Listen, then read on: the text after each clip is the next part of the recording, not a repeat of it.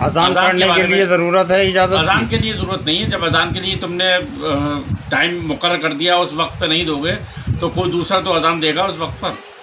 मस्जिद के मुतवल्ली हैं, वो अजान देते हैं और मौलाना कह रहे हैं आप नहीं देंगे, मैं पढ़ूंगा अजान। नहीं, ऐसा तो कुछ नहीं है।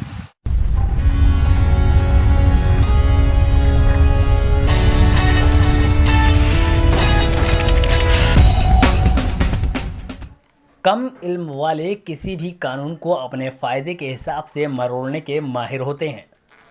कहते हैं कि इस्लाम के पहले इमाम और इल्म का समंदर यानी हज़रत अली का फरमान है कि खामोशी आलिम का ज़ेवर और जाहिल की जहालत का पर्दा है।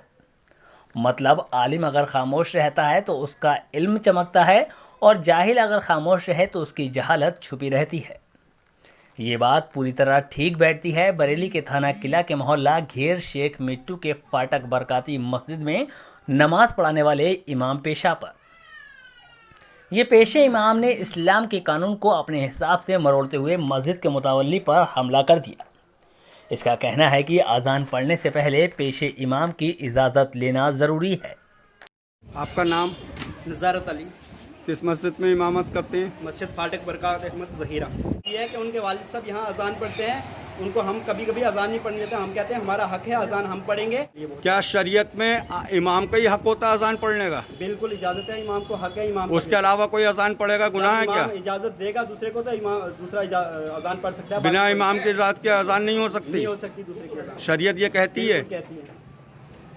तो आप इस बात पर पाबंदी लगाते हैं तो वो नमाज अजान पढ़ देते हैं? जी, इस बात का विवाद कई है। मरतबा मैंने कह चुका उनसे, वो बात ना मान रहे हैं हमारी। तो अजान पढ़ना उनके लिए गलत है ना? गलत है बिल्कुल। तो शरीयत के हिसाब से अजान कोई दूसरा नहीं दे सकता? नहीं दे सकता बिल्कुल। हमने इसकी अपनी शरीयत को सुनकर बरेली के ही मुफ्ती और मौलवियों से शरीयत का पहलू जानने के लिए बात की।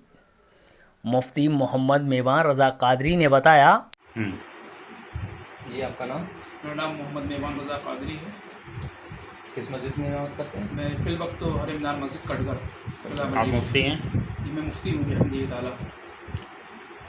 मुफ्ती साहब, एक सवाल ये मालूम करना था, शरीयत के दायरे में क्या ऐसा कोई है तरीक़त कि अगर पेश इमाम मौजूद नहीं है या पेश इमाम हैं और कोई अजान बिना उनकी इजाज़त के नहीं पढ़ सकता? या कोई ऐसा शरई हुक्म है कि किसी ने भी बगैर इजाज़त इमाम के अजान पढ़ दी हो, इमाम के, क्या वो हो सकती है? इमाम अगर मौजूद है, इमाम मौजूद है, अगर अजान पढ़ दिए तो अजान हो जाएगी, इसका इयादा नहीं होगा, दोहराई नहीं जाएगी। ये मसला है। और शरीयत में मतलब कहीं हुक्म ये नहीं कि मतलब अजान नहीं हो सकती? ना, ऐसा नहीं है, अजान हो जाएगी। मतलब बिना इजाज़त अजान दी अजान हो जाएगी। वक्त हो गया है तो होगी। अगर वक्त हो गया है और मान लीजिए इमाम साहब सो रहे हैं या मौजूद साहब सो रहे हैं तो वो समझता है कि जगहों का बेद भी होगी, तो सूरत में भी अजान पढ़ सकता है वो। अच्छा, वहाँ पर आप ये इमाम ये सोच रहे हैं कि मैं अजान पढ़ूंगा जी, और पढ़ दी किसी और ने, हाँ तो अजान हो जाएगी। एक दूसरे आलिम डॉक्टर इसरार बेग नूरी ने हमें बताया। चलो जी हज़रत, आपका नाम? मुझे डॉक्टर इसरार बेग नूरी कहते हैं।